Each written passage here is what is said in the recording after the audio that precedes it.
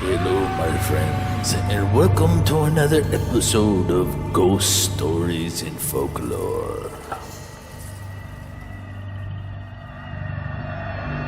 Tonight, my friends, I'm going to share with you some of the interesting paranormal activity and reports about the American Presidential Mansion in Washington, D.C.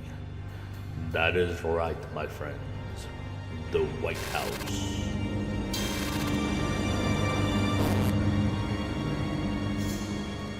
There are several reports of ghostly activity that take place at the White House. But tonight, my friends, due to time, I am going to share with you just a few of them. Maybe these are some of the more obscure reports that you have not heard before.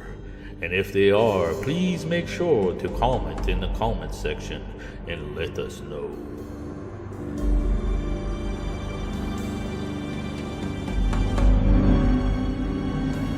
Now, most people know about the sightings of former presidents such as Abraham Lincoln, Andrew Jackson, and Harry Truman that have been reported from the White House. But there are a few spirits that maybe you've never heard of before. One of which is the spirit of David Burns. David Burns sold the government most of the land on which the city of Washington, including the presidential residence, was built. I say sold most of the land, because there are some historians that believe the rest was just taken from him.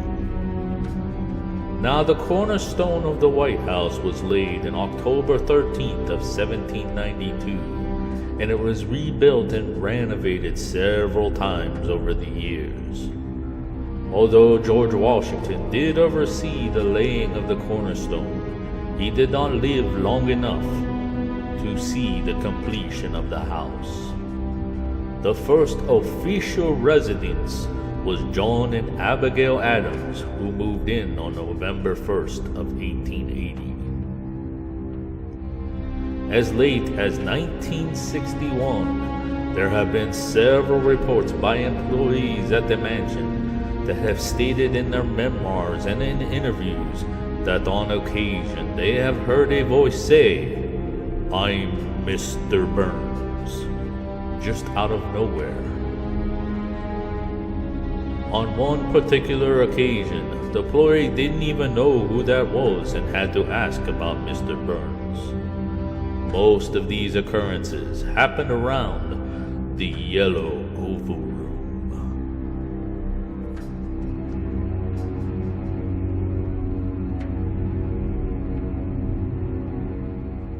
Next, I want to talk about the British fire starter.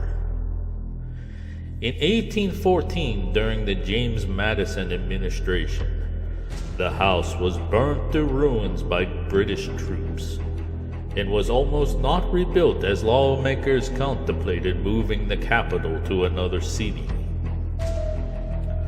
During this fire, a British soldier died in the attack after he helped set the fire to the White House, and there are reports he occasionally returns to finish the job.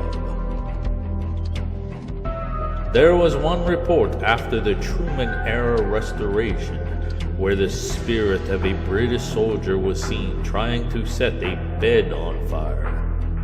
And there was a major fire in the West Wing during the Hoover administration on Christmas Eve in 1929.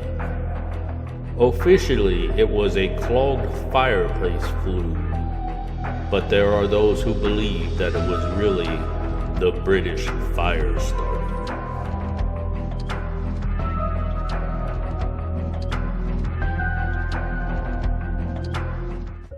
I am going to close off this video with one interesting occurrence that was reported by President Ronald Reagan.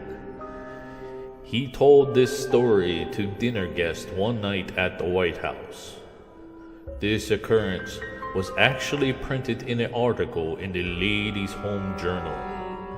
Paraphrasing his own words, Rex, the King Charles Cavalier Spaniel, who had recently replaced Lucky as first dog, had twice barked frantically in the Lincoln bedroom and then backed out and refused to step foot over the threshold. On another evening, while we were watching TV in our room, Rex stood up on his hind legs, pointed his nose at the ceiling, and began barking at something invisible overhead. To our amazement, the dog walked around the room, barking at the ceiling, as if he was chasing a spirit floating around the room.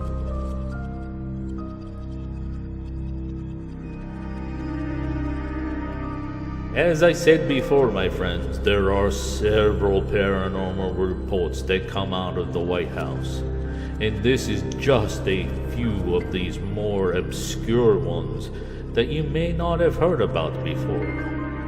But please be sure to watch other videos on our channel this week for some more reports of ghosts within the White House.